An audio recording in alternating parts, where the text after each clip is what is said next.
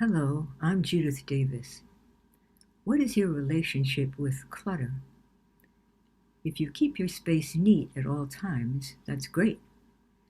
If there are times when you can't, or if you usually don't, those times place a burden on you, which, even if you're only dimly aware of it, complicates your life. The most obvious problem with clutter is that it can cause difficulties in your environment, such as tripping over things, or wasting time looking for things that aren't in their proper place. Also, clutter takes up valuable mental space because your mind must respond to each thing it perceives. This takes place out of awareness. For most items of clutter, the mental response is that it isn't important. For example, items on the floor aren't relevant when you're working on something or even enjoying something. Responding to each perception takes energy.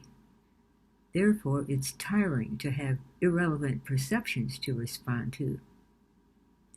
And you're denied the pleasure of existing in a neat, attractive environment.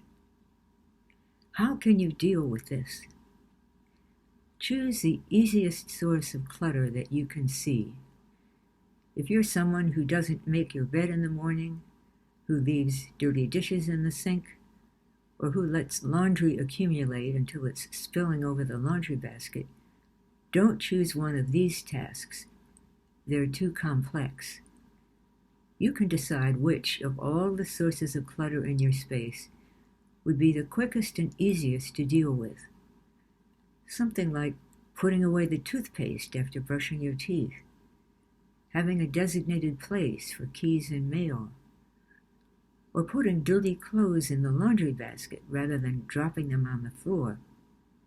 You know best what your sources of clutter are, and which would be the easiest to address.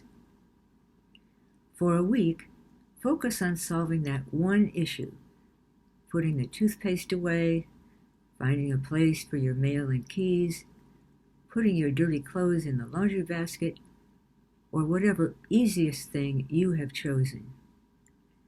As you do your easiest thing, you'll feel pleasure as your endorphins kick in. If you backslide, don't worry.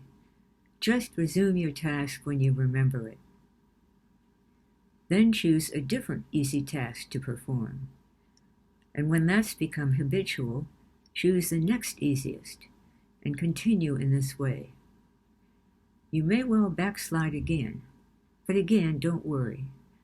Just resume your task when you remember it. You may find yourself wanting to move more quickly along this path. You may even find it exciting. And as you go, you'll enjoy the pleasure of having your space become increasingly neat. If you would like to acquire your own inner guide, you can acquire one free by going to the link below.